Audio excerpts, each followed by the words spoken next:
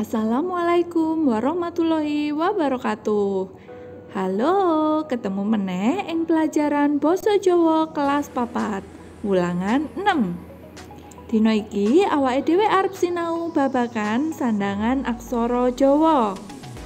Sandangan aksara Jawa kang arep disinau yaiku sandangan Panyikekwanda. Sadurunge miwiti pelajaran, aja lali ndonga dhisik lan cepakno bukumu. Apa iku sandangan Panyikekwanda? Sigek tegese mati tumrape aksara utawa huruf. Sandangan Panyikekwanda yaiku sandangan sing digunakake ngganteni aksara sigek utawa huruf mati. Aksara sigek utawa huruf mati sing diganteni nganggo sandangan yaiku H, R, Eng, lan pangkon. Wujude sandangan Panyikekwanda. Kang kaping pisan yaiku weknyan. Kanggo nyigek utawa paten H. Nomor loro, layar. Kanggo nyigek utawa paten R. Nomor telu yaiku cecak. Kanggo nyigek utawa paten eng. Lan sing pungkasan yaiku pangku. Saliyane sigek H, R lan eng migunakake pangku. Menawa dadi sigek utawa huruf mati ing pungkasan, aksarane kudu dipangku. Saiki ayo semakan tuladane. Manggang sate.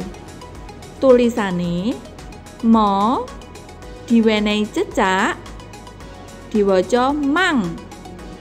Go diwenehi cecak diwaca gang, manggang.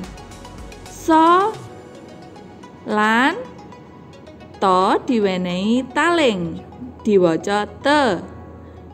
Saiki diwaca bebarengan, manggang sate. Tuladha kaping pindho yaiku sopir bis. Nah, sopir.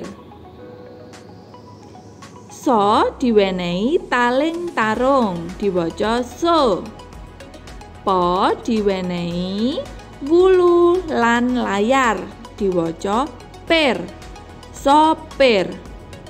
Bis iku bo diwenehi wulu lan so dipangku diwaca bis. Sopir bis.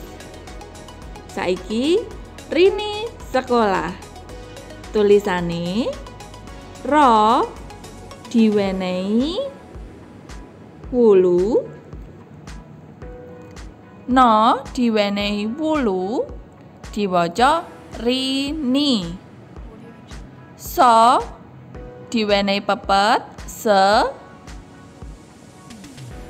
Ko diwenehi taling tarung diwaca ko.